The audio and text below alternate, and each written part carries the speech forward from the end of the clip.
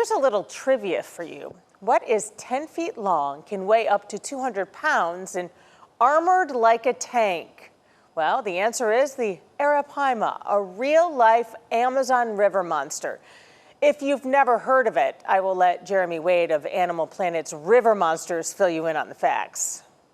Arapaima are naturally predatory, engulfing any fish that fit into that bony mouth, including piranha.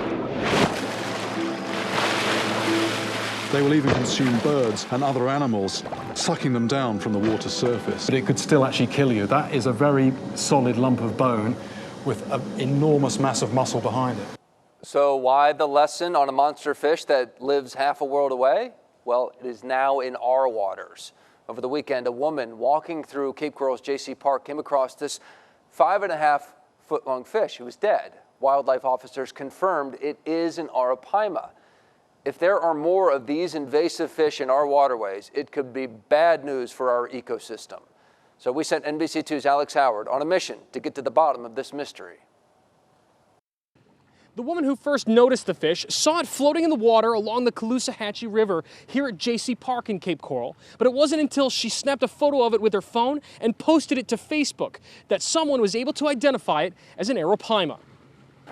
It was bigger than my 7-year-old, who's not a small kid. I was like, that's nothing I've seen before. It was kind of white with a little pinkish tail. Leah Getz still remembers when her son pointed out this floating dead fish in the river while on a Saturday picnic. And had a huge kind of like open bass kind of looking mouth and didn't look like anything I'd heard of or seen before. So the floating carcass still had a fish hook in its mouth, resembling nothing she'd ever seen. And it wasn't long before social media sleuths figured it out. And they were saying it was Arapaima, I think I pronounce it.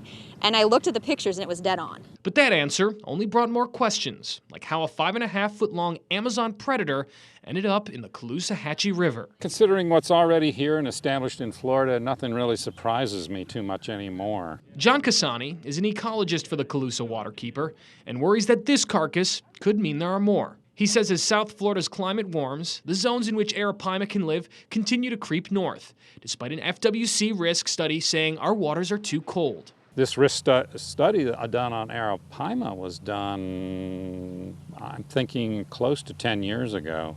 Opening the door for this aggressive, dangerous fish to wreak havoc on Florida's freshwater ecosystems. Well, obviously a big, aggressive, predatory fish is popular amongst anglers.